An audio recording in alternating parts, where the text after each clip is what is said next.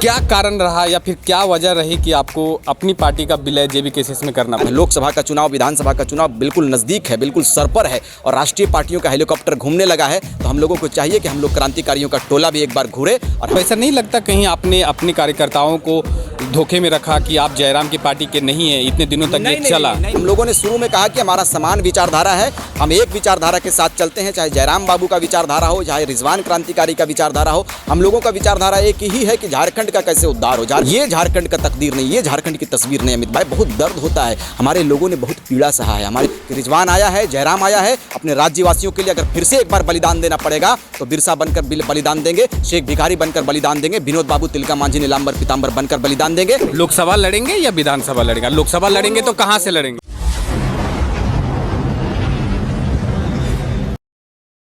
अभी हमारे साथ क्रांतिकारी रिजवान हैं जो आज से जेबी केसेस के नेता कहलाएंगे।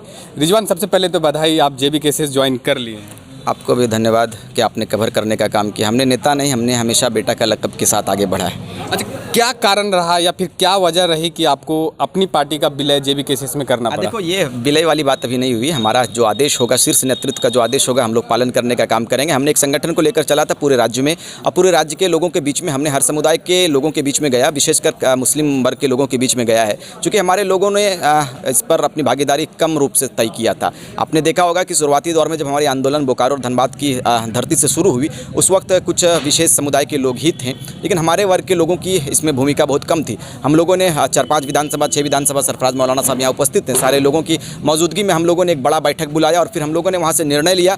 फिर भाई साहब से हमारी बात भी हुई, जयराम भाई से बात हुई, फिर आगे की रूपरेखा हम लोगों ने तय किया और लगातार 1.5 वर्षों से हम लोग फील्ड पर हैं। घर द्वार को त्याग करके झारखंडी जनमानस की भविष्य के लिए, झारखंडी जनमानस की तकदीर को कैसे लिखा जाएगा और इस झारखंड को कैसे सुंदर किया जाएगा, इस मेथड को हम लोगों ने कायम करने का प्रयास किया और लोगों के बीच में गया। आज पुनः हम लोगों ने फिर विचार किया कि अब जब लोकसभा का चुनाव, विधानसभा का चुनाव बिल्कुल नज़दीक है, बिल्कुल सर पर है और राष्ट्रीय पार्टियों का हेलीकॉप्टर घूमने लगा है, तो हम लोगों को चाहिए कि हम लोग क्रांतिकारियों का टोला भी एक बार घूरे। और हमने साफ साफ कहा है कि इस बार पैराशूटेड नेता को नेगलेक्ट करेंगे और ग्रास रूटेड नेता को बनाने का काम करेंगे। प्रेस कॉन्फ्रेंस में एक बात कही, आपने भी कही और जयराम ने भी कही कि ये सब प्री प्लानिंग था।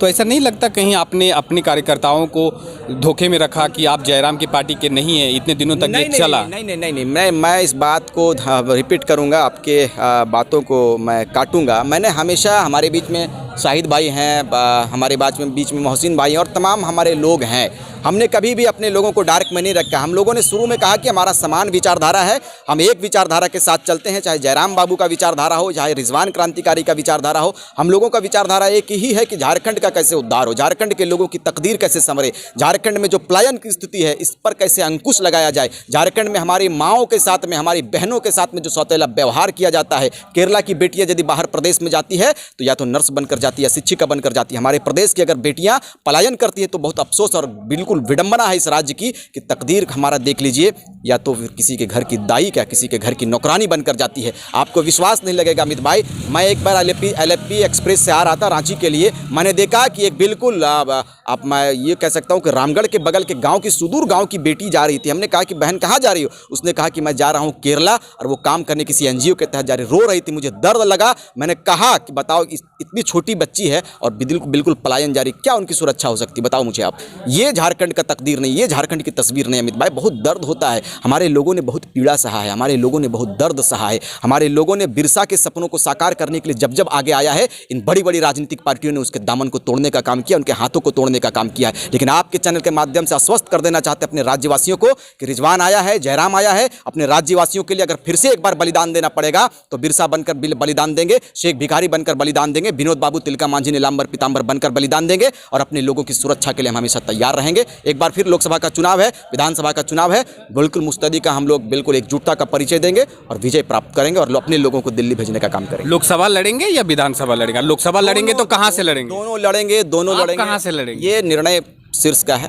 समय आने पर आप तमाम पत्रकार बंधुओं के बीच में इस तस्वीर को भी साफ करने का काम करेंगे। चलिए, आप सुन रहे थे, ये क्रांतिकारी रिजवान थे जो आज जेबी केसेस में शामिल हुए हैं।